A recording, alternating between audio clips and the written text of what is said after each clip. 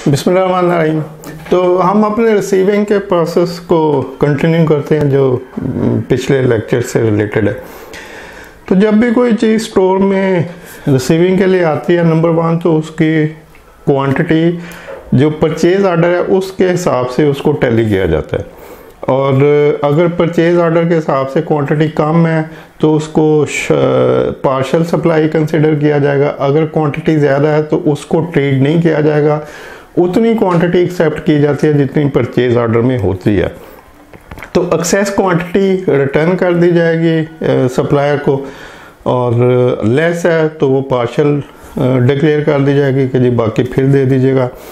और अब रह जाता है उसकी क्वालिटी क्या है, जो आइटम है क्या वो डैमेज है या कोई इन्फीरियर क्वालिटी है या उसमें कोई प्रॉब्लम है। तो इसके लिए फिर दो तरह के लोग जो होते हैं वो लाइन में होते हैं। नंबर वन, या तो एंड यूज़र होता है जिसकी रिक्वायरमेंट है, जैसे प्रोडक्शन वालों के लिए कोई रॉ मटेरियल है तो प्रोडक्शन से कोई बंदा आएगा और उसको क्वालिटी को चेक करेगा, लेकिन इस तरह से कम होता है। ज़्यादातर क्वालिटी कंट्रोल वालों की ड्यूटी होती है कि कोई भी रॉ मटेरियल अगर आ रहा है तो उसकी क्वालिटी को क्वालिटी कंट्रोल वाले चेक कर रहे होते हैं।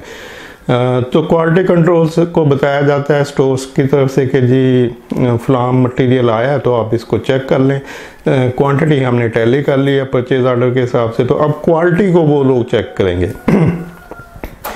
और उनका तरीका ये होता है कि नंबर वन वो फिज़िकली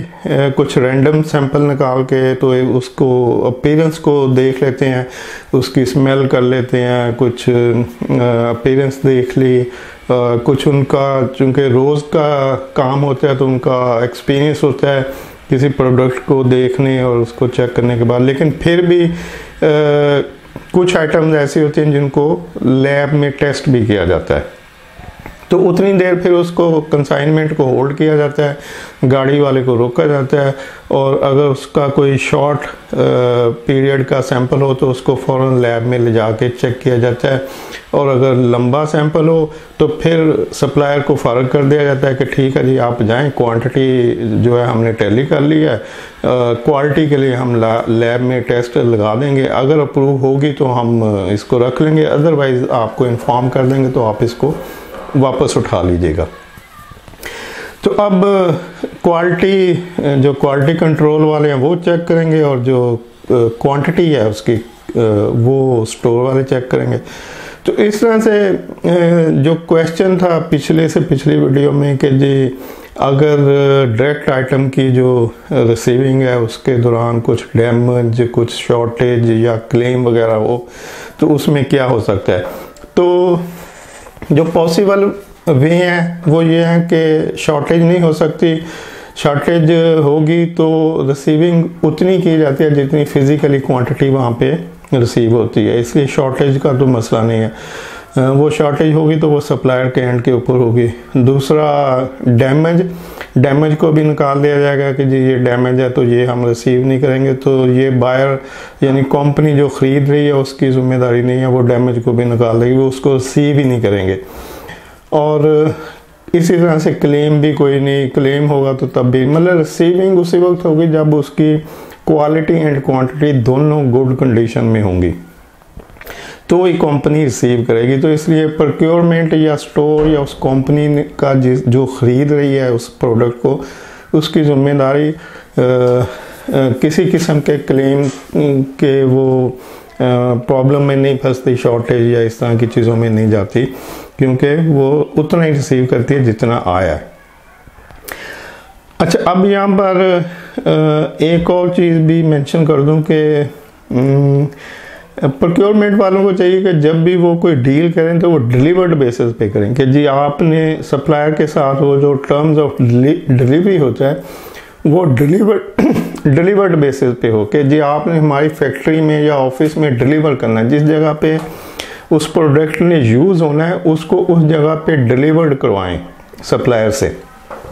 बहुत सारे कंपनीज में ये होता है कि जी सप्लायर को कहते हैं कि आप हम एक्स स्टॉक से उठा लेंगे, आप अपनी गाड़ी भिजवा देंगे, अपना बंदा भिजवा देंगे, या आप हमारे खर्चे पे बुक करवा दीजिएगा, हम पे कर देंगे। तो इट मीन्स कि जैसे ही सप्लायर ने उसको हैंड ओवर किया आपके बंदे को या आपके नॉमिनेटेड फ्रेट फॉरवर्डर को या आपके नॉमिनेटेड अड्डे पे बुक करवा दिया कि जी आगे आपकी जिम्मेदारी है, तो उसकी जिम्मेदारी ख़त्म हो गई। तो ऐसी सूरत में कोई भी डैमेज हो सकता है, क्लेम भी निकल सकता है, क्वालिटी में भी प्रॉब्लम आ सकता है। तो वो कहेगा जी मेरी जिम्मेदारी तो नहीं थी, मैंने तो आपको हैंडओवर कर दी थी चीज़ें, अब रास्ते में हुआ है जो कुछ भी हुआ है। तो इस ऐसी सूरत से बचने के लिए जो बेस्ट वे है और जो ज़्यादातर बड़ी कंपनीज में जो प्रैक्टिस होती है वो डिलीवर्ड ही होती है कि जी आप हमें हमारे जिस जगह पे यूज़ होनी है प्रोडक्ट उसी जगह पे डिलीवर दें। जब आप डिलीवर कर देंगे तो फिर हम उसकी क्वालिटी क्वांटिटी चेक कर लेंगे, अगर वो अप्रूव होगी तो हम उसको रखेंगे, अदरवाइज हम इसको आपको रिटर्न कर देंगे, सेम उसी वक्त कर देंगे। या अगर उसके चेकिंग में कुछ टाइम का प्रोसेस आता है कि जी कुछ गैप आएगा, तो फिर वो कंसाइनमेंट रख लेते हैं और कहते हैं कि जी हम आपको इन्फॉर्म कर देंगे, रिजेक्ट हुई तो आपको वापस चली जाएगी, अदरवाइज हम रख लेंगे। तो इस तरह से ये टोटल रिसीविंग का प्रोसेस है। और जब जितनी क्वांटिटी और क्वालिटी प्रोडक्ट की अप्रूव होगी, यानी जो स्टोर वाले एक्सेप्ट करेंगे कि ये क्वांटिटी और क्वालिटी अप्रूव्ड है और इसको हम रख रहे हैं, तो फिर नेक्स्ट प्रोसेस स्टार्ट होगा स्टोर का कि अब वो सारी कंसाइनमेंट जो उन्होंने एक्सेप्ट की है उसको अपने लेजर में लिखेंगे, या कंप्यूटराइज्ड कोई ERP का सिस्टम चल रहा है तो उसमें वो एंटर होगी। और जब वो सारी कंसाइनमेंट एंटर हो जाएगी सिस्टम में,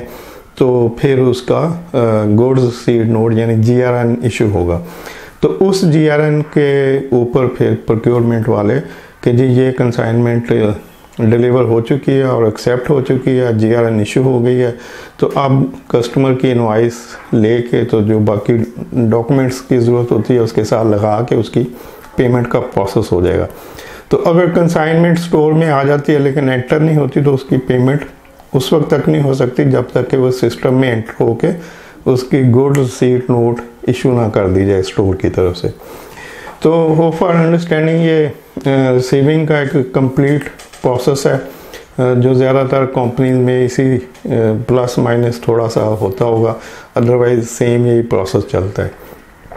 और अब ये जो GRN होती है इसके साथ गेट पास की कॉपी लगी होती है और GRN होती है, और ये दोनों पेपर जो है वो प्रोक्योरमेंट को चले जाते हैं, ओरिजिनल पेपर, कि जी आप इस सप्लायर को पेमेंट करवा दें। कुछ जगहों पे गेट पास का प्रोसेस नहीं होता, कंसाइनमेंट आती है, सप्लायर सीधा गेट से स्टोर की तरफ ले जाता है, वहाँ पे वो डिलीवर करता है, GRN इशू करवाता है और उस GRN के ऊपर पेमेंट होती है। लेकिन जो डबल चेक का प्रोसेस है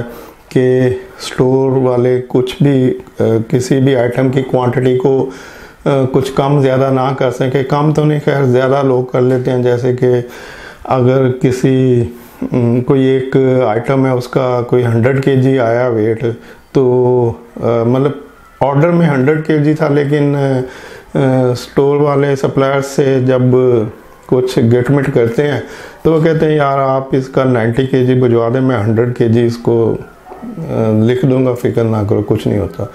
तो सप्लायर 90 kg भिजवाता है, वो 100 kg एंटर करते हैं, कंसाइनमेंट PO 100 का इशू हुआ होता है, एंटर भी 100 होता है कि जी स्टोर ने 100 रिसीव कर लिया, और फिज़िकली 90 आता है। और फिर वो जो 10 kg कम आया वो किधर, ये फिर सब लोगों की मिली बख्श होती है, वो फिर आपस में कुछ ना कुछ कर लेते हैं उसको अकोमोडेट करने में कि जी कि कौन सी आइटम किस जगह पे कितनी कितनी इशू हुई है, या वेस्टेज में डाल दिया या कुछ भी डाल दिया, मतलब इस तरह की प्रैक्टिसेस भी होती हैं। तो इसलिए बेहतर होता है कि गेट पर एक एंट्री गेट के ऊपर हो, वहाँ पे चेक हो कि जो भी आ रहा है उसकी क्वांटिटी क्वालिटी वहाँ पे भी देख ली जाए, स्पेशली क्वांटिटी के कितनी आ रही है, फिर स्टोर वाले उसको सेपरेट देखें और उन दोनों को गेट पास को और गुड्स रिसीट नोट को मैच करके फिर उसकी पेमेंट की जाए। थैंक यू, अल्लाह हाफ़िज़।